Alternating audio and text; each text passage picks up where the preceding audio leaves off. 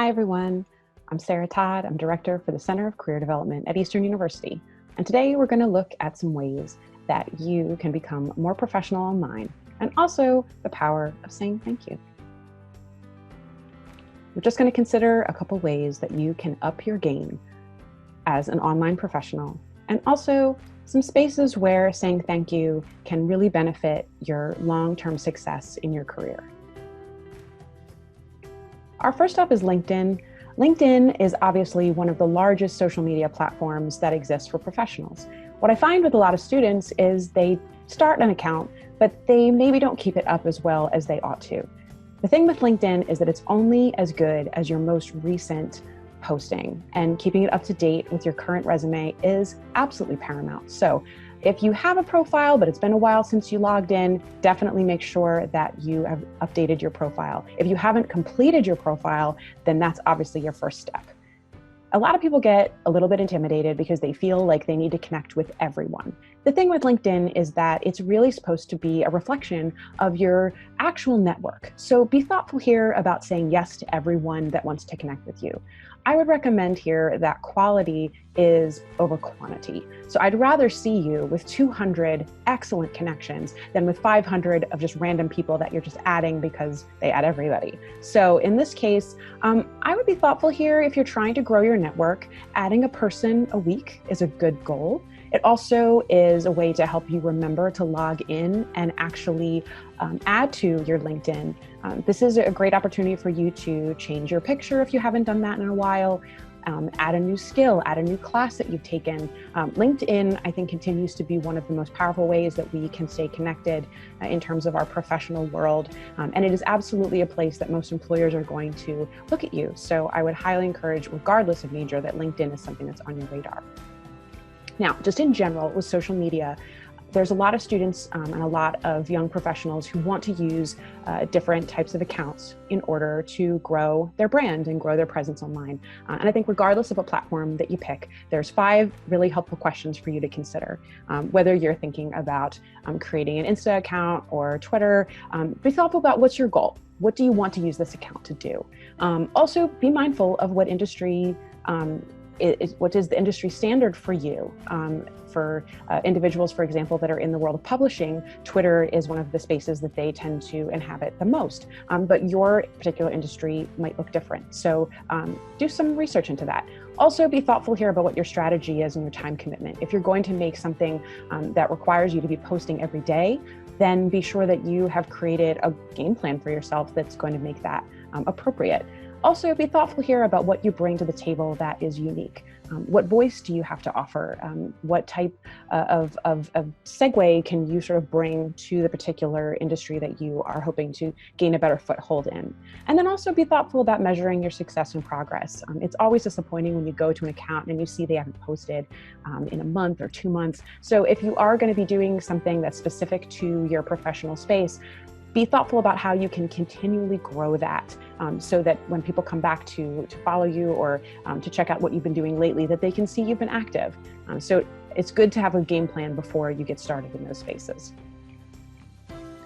Email is ubiquitous. We are barraged by email every single day, whether you're getting it from your school, from all of the companies that you bought things from, you name it, you are constantly getting hit. And because of that, I think a lot of us take for granted that one of the most important spaces for us to be professional is email. And granted, there are plenty of spaces in our lives where we can shoot off a quick message, almost using email like a text. That said, when you are using it in a professional capacity, especially if you are applying for internships and jobs, it's very, very important that you use email to demonstrate your best professional behavior. So, number 1 is always be kind and be clear. Be thoughtful about the way that you are reaching out to people, and also make sure that they know what it is that you're asking for, or that they know what question that you have.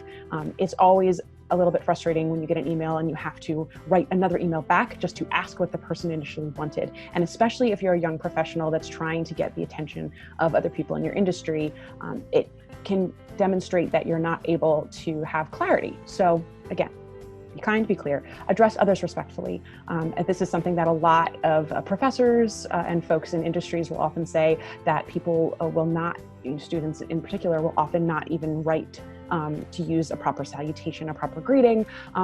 Again, if you know that a person has a title, use that. Whatever gender that the person indicates to be used, use that. If a name is the name that they've asked to be called by, use that. It's very, very simple, but not following these basic rules of being a human and being respectful will absolutely not help you long term. Obviously, responding in a timely manner. None of us love it when weeks go by. But on the flip side, if you are a young professional and you've reached out to somebody in an industry, they are very busy and you might not be their top priority. So don't get angry if they haven't responded back to you immediately. You can always send a polite follow-up. But on your end as a young professional, you want to be the one that is responding in a timely way. Reply all with care. This is so obvious, and yet people mess this up, I feel like, every other day in my sphere. So make sure that before you respond, make sure you're not replying to your professor and your entire class, to your boss and all of the people that work for you. It's that simple. Also, consider sensitivity before you hit send. There are ways in which our words are misconstrued. Have someone else read it before you send it. These are the smallest little details, but they do result in people getting disciplined and in some cases getting fired. So make sure that you are on your best behavior. And if you're not sure if you're clear, if you're not sure if you're being respectful, delete, start over. Maybe this is something that should be talked about over the phone or in person. That's okay too. Lastly, make sure that you have the undo message set up on Gmail. That has saved my life on a couple occasions. Gives you 10 seconds to choose to undo a sent email. A lot of companies are utilizing online meetings and interviews for lots of different reasons. Some cases they're a global organization. In some places it's allowing folks to work from home. And either way, it's becoming a huge part of our lives. So a couple brief tips for you. Make sure that you trial run the software if you haven't used it before, just to give yourself a little bit of just refreshing so that you can feel confident as you navigate with the software. Obviously check the surroundings behind you. If you have a pile of laundry, for example, or maybe you have a cat that likes to walk across your desk, set up your space in the best way you can for that time so that you can put your best face forward. Muting while others speaking is a beautiful thing. Generally speaking, this is a given, and in fact, your host may require this of you, but just be thoughtful about that. Interrupting while in an online meeting can look a little bit gauche, so be careful. Obviously, other devices are not going to help you, particularly if you're going after an interview.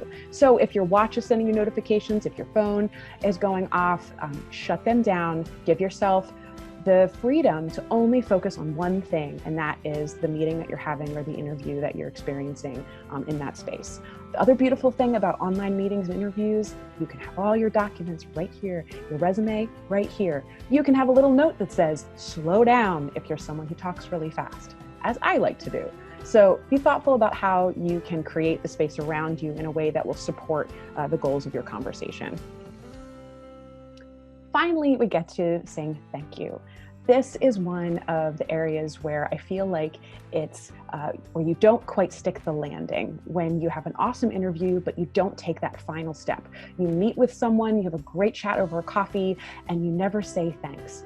Something that I find in our world, that we have more ways to connect than ever, but we often forget to have these little moments of connection that are just appreciative and show that you're grateful. So after any interview, whether that would be an informational interview, a phone interview, an online interview, an in-person interview, regardless, always thank the people that you met with.